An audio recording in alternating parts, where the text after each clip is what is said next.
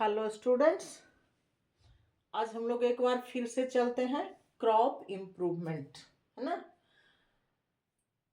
फसल उत्पादन, crop production, but कैसा फसल का उत्पादन? इम्प्रूव्ड, अधिक विकसित, अच्छे गुण वाले फसल का उत्पादन। तो इसमें हम लोग प्रीवियस क्लास में 2-3 टेक्निक पढ़ा था हम लोगों ने, जिसमें था आपका इंट्रोडक्शन, सिलेक्शन, हाइब्रिडाइजेशन। बाकी remaining 3 techniques that are lab techniques, जो सारे लैब टेक्निक हैं उसको आज हम लोग देख लेंगे। इसको देखने से पहले एक बात हम लोग को समझ लेना जरूरी है। जो भी टेक्निक है, सोचिए कि किसी भी ऑर्गेनिज्म या प्लांट में उसका पूरा कैरेक्टर ही चेंज कर दिया जाता है, उसका पूरा लक्षण ही चेंज कर दिया, बदल दिया जाता है और परमानेंट चेंज होता है, टेम्पोररी नहीं। तो ये टेम्पोररी चेंज नहीं है, परमानेंट चेंज है, तो जरूर उसके अंदर कुछ चेंज लाया जाता होगा, एंड दैट्स कॉल्ड म्यूटेशन। अंदर किस चीज में चेंज लाया जाता है? जेनेटिक मटेरियल में। जेनेटिक मटेरियल कहाँ होता है? सेल। सेल के अंदर न्यूक्लियस, न्यूक्लियस में क्रोमोसोम, डीएनए, जीन्स।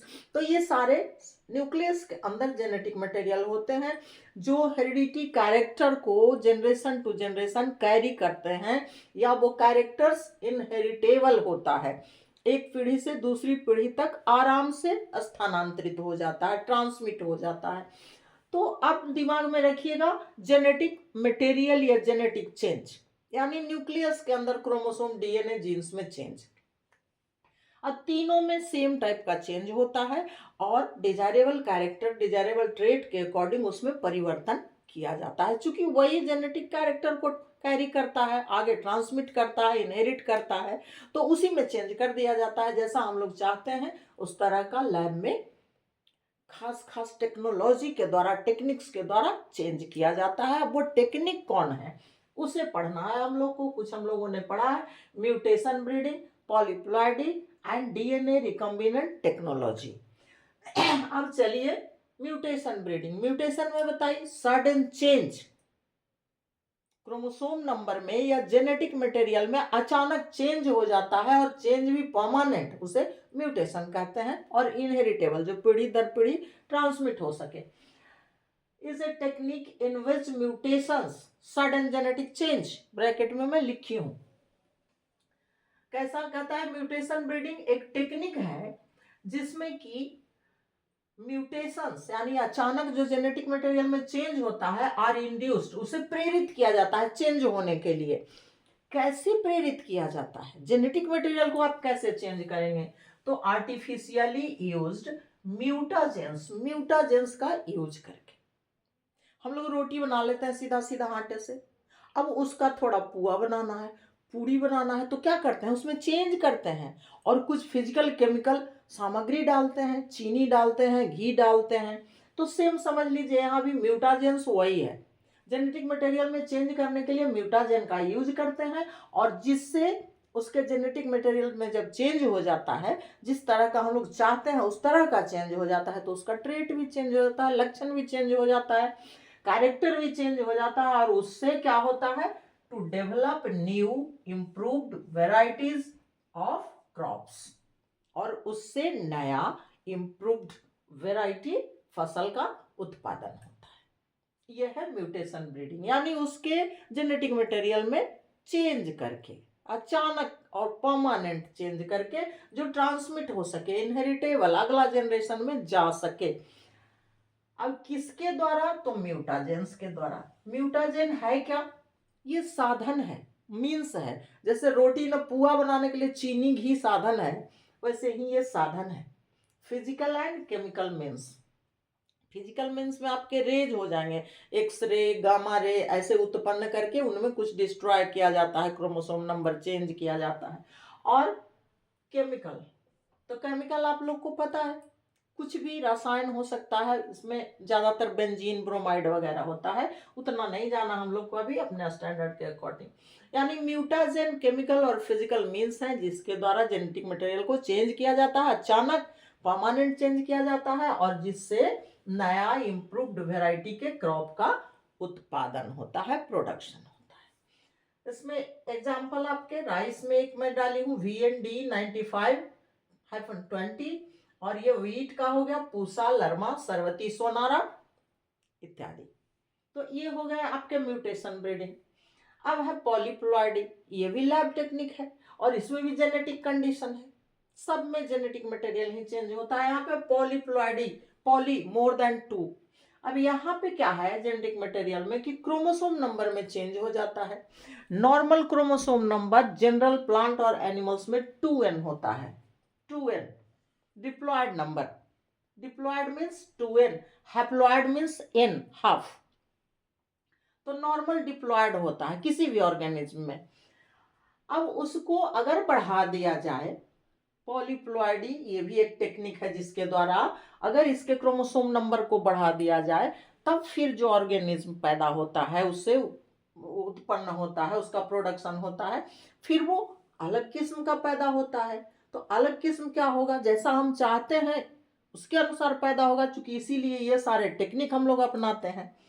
देखिए यहाँ पे इसका एग्जाम्पल क्या है, 3n, 2n नॉर्मल है, 3n। तो पूछिए कि इससे क्या लाभ हुआ। सीडलेस वाटरमेलन, तरबूज हम लोग खाते हैं, खूब बीज मुंह में आता है, फेंकना पड़ता है बार बार। तो अगर 3n इसके क्रोमोसोम नंबर को कर दिया जाता है जेनेटिक मटेरियल को, तो बीज रहित, बिना बीज के तरबूज का उत्पादन हो जाता है। 4n आलू, आलू की नई वैरायटी जो सालों भर मिलता है हम लोग को, पहले सीजनल मिलता था, एक सीजन में ठंड के दिनों में उगता था किसान के यहाँ। अब उसका नया और इम्प्रूव्ड वेराइटी पॉलीप्लॉइडी के द्वारा, यानी उसके क्रोमोसोम नंबर को बढ़ा करके 2 से अधिक करके, अब वो सालों भर सड़ता नहीं, आराम से मिलता है हम लोग को। 6n ये गेहूं की वेराइटी है जिसमें कि बौने किस्म के पौधे होते हैं, बालियां बड़ी बड़ी होती है, दाने पुष्ट यानी अच्छे न्यूट्रिशन वाले होते हैं। ये गेहूं की वेराइटी है। यानी पॉलीप्लॉइडी में याद रखना है क्रोमोसोम नंबर। देखिए, polyploidy is a genetic condition where an organism has more than 2 complete sets of chromosomes unlike normal diploid 2n। कहता है कि पॉलीप्लॉइड ऐसा जेनेटिक कंडीशन है, यानी यहाँ पे जेनेटिक मटेरियल को क्या कर दिया जाता है भाई कि organism has more than 2 complete sets of chromosome, 2 complete set chromosome के उससे अधिक क्रोमोसोम नंबर हो जाते हैं। तो ये नॉर्मल क्या है 2n, देखिए 3n हो गया, 4n हो गया, 6n हो गया। तो ये न्यू और इम्प्रूव्ड वैरायटी है, अच्छी फसल है, उत्पादन अच्छा होता है, डंठल भूसा कम होता है, बालियां बड़ी बड़ी होती है, दाने बड़े बड़े होते हैं। तो इस तरह से ये क्रॉप इंप्रूव होता है। थर्ड टाइप जो है डीएनए रिकॉम्बिनेंट टेक्नोलॉजी। यहाँ भी जेनेटिक मटेरियल डीएनए ही तो क्रोमोसोम इससे बना होता है। डीएनए रिकॉम्बिनेंट, रिकॉम्बिनेशन का मतलब क्या होता है, एक से दूसरे को जोड़ना, री यानी फिर से जोड़ना। तो समझ लीजिए ऐसे कि सपोज दैट ये आपका क्रोमोसोम है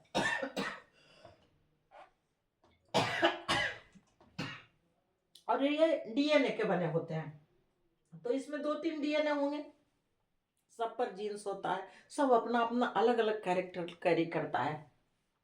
तो अब हमको जो कैरेक्टर चाहिए उतना वाला डीएनए हमने कट कर लिया, और फिर दूसरे प्लांट में जो डीएनए है वो कैरेक्टर जो हमको चाहिए उसको कट कर लिया, और फिर दोनों को जोड़ दिया एक साथ, तो नई वेराइटी का फसल उत्पादन हो गया।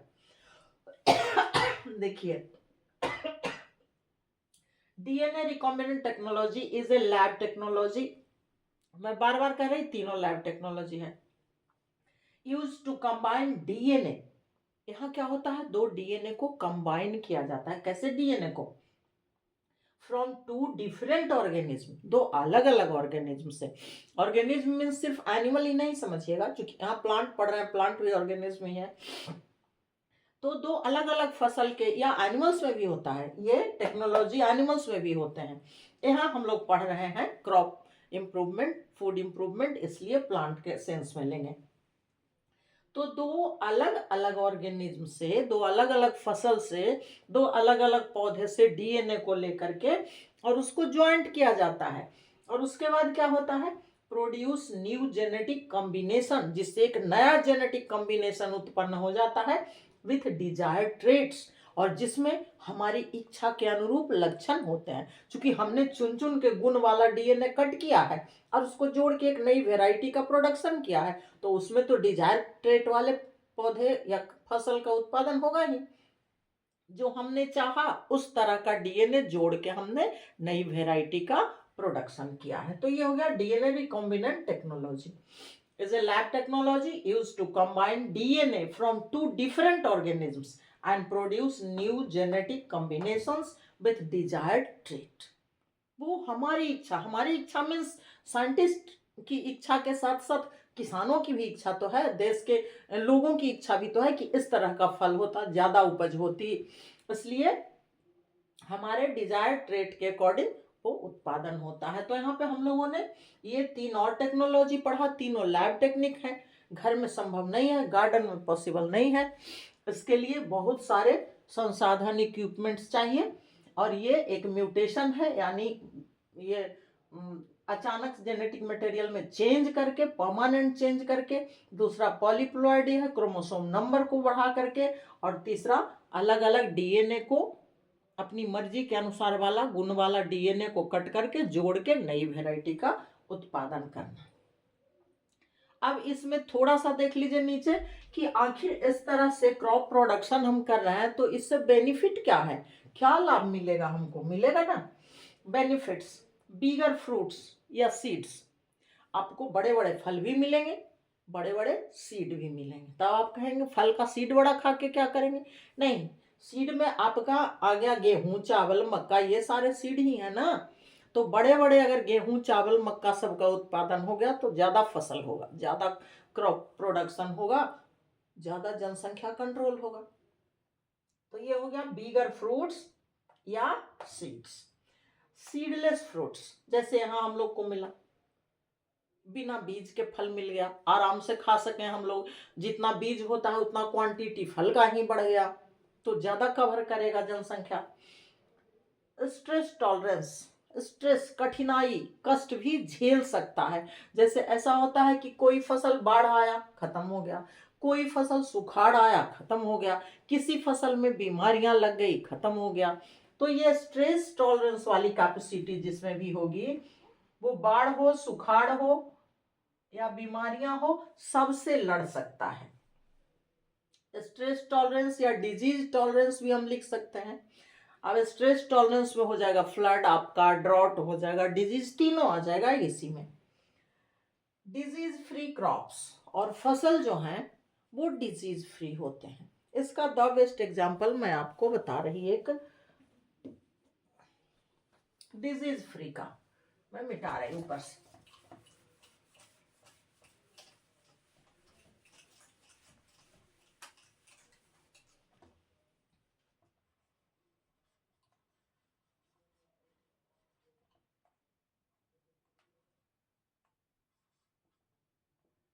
बीटी कॉटन, कॉटन जानते होंगे आप लोग सब, रुई या सूती कपड़े या सूती धागे, तो इसके बहुत वैरायटी के पौधे होते हैं। तो ये बीटी कॉटन बैसिलस thuringiensis ये जो है ये बैक्टीरिया का नाम है, और ये कॉटन में खास तरह की बीमारी पैदा करता है, मिट्टी में पाया जाता है, सॉइल में। तो इसको इन्हीं सारे टेक्नोलॉजी के द्वारा कॉटन में इंसर्ट करवा दिया गया उसका एंटी, और वो अब इस बीमारी को कॉटन में होने ही नहीं देता, तो डिजीज फ्री क्रॉप हो गया हमारा। इस तरह से बहुत सारे फसल हैं। बीटी कॉटन याद रखिएगा, बीटी ये बैक्टीरिया है, कॉटन ये कॉटन का स्पेशल वैरायटी है जिसमें कि जो बिल्कुल डिजीज फ्री है, बीमारी लगती ही नहीं, ये बीमारी होने ही नहीं देता। तो इस तरह से ये सारे मैकेनिज्म हैं क्रॉप इम्प्रूवमेंट के, फूड इम्प्रूवमेंट के, ज़्यादा फसल उत्पादन के, नई वेराइटीज़ के फसल उत्पादन के, जो बीमारियों को झेल सके, वो किसी भी मौसम में हो सके, जैसे सालों भर अब मक्का होता है, पहले भुट्टा हम लोग सिर्फ बरसात में खाते थे, अब आप सालों भर भुट्टा खाते हैं। पूरे वर्ष आपको फूल गोभी मिलता है, कटहल मिलता है, टमाटर मिलता है, जो भी फल मिलते हैं, तो वो सारे इन्हीं सारे टेक्निक्स के द्वारा, मैकेनिज्म के द्वारा वेराइटीज को इम्प्रूव किया जाता है और उनके बेनिफिट्स हैं ये। आज मैं यहीं पे छोड़ रही, नेक्स्ट क्लास में फिर आगे चलेंगे। Okay, thanks.